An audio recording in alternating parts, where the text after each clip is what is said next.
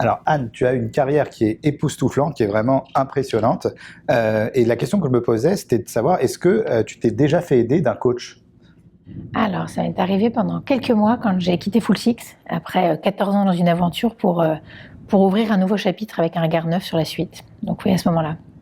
Alors ça tombe bien, parce qu'au Tech Show, on a un coach qui s'appelle Olivier Bétache. Il est exceptionnel, c'est un coach de stars, de personnalités, d'hommes politiques et de beaucoup d'entrepreneurs. Et il va venir aujourd'hui nous parler de leadership. C'est le mot du coach d'Olivier Bétache. Bonjour Anne, bonjour Vincent. Bonjour Olivier, bienvenue dans le Tech Show. Merci, ça fait du bien. Merci Vincent et enchanté Anne. Dans cette chronique, on va parler de leadership et de pandémie. Oui, en ces temps d'incertitude qui durent, ce que nous attendons de la part de nos leaders, c'est qu'ils aient des réponses, qu'ils soient capables de décider et par là même de nous rassurer. Parce qu'on a de vraies questions. Quel sera l'avenir du télétravail? Comment manager mon équipe quand Margot, du fin fond du Perche, tente désespérément de trouver du réseau en hissant sa box Wi-Fi sur son toit tout en implorant le ciel pour qu'aujourd'hui, la pluie épargne sa maison? Et que dire à Ben, en visio depuis Paris, se démenant pour rester focus malgré le tourbillon d'une marmaille en pyjama, jouant à saute-mouton sur son crâne dégarni? Plus sérieusement, que répondre à Thierry, la star de mon équipe, qui m'annonce ce matin qu'il part vivre à 500 km et qu'il n'a aucune intention de démissionner pour autant? Ce sont de vraies questions, des questions actuelles. Comme les entreprises n'ont pas de réponse, elles les transfèrent à des consultants, à des coachs, qui vont produire pour les besoins de l'époque des téraoctets de webinars, de livres blancs et de formations sur le management à distance. Pourquoi pas?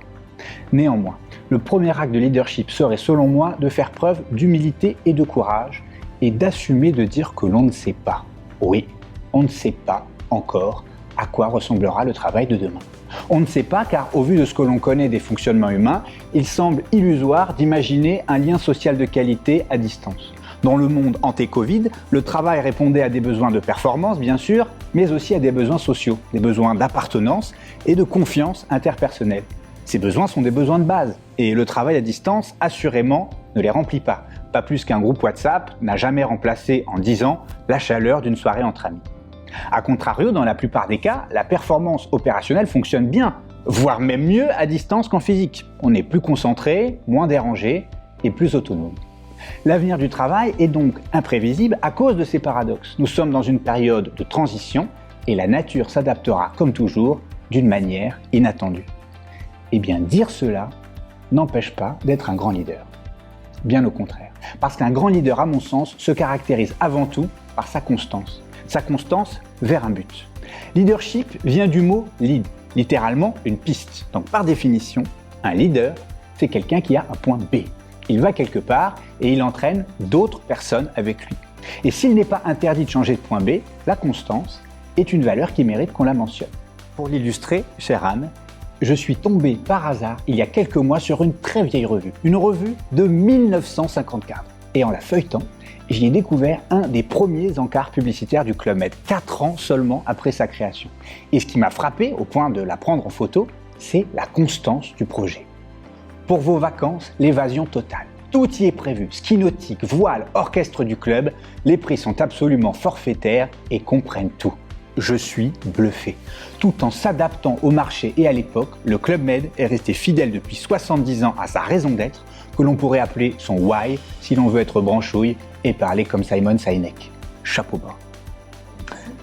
Pour finir, la constance, ça n'entrave pas l'agilité. Savoir où l'on va permet justement de libérer du processeur pour bien slalomer.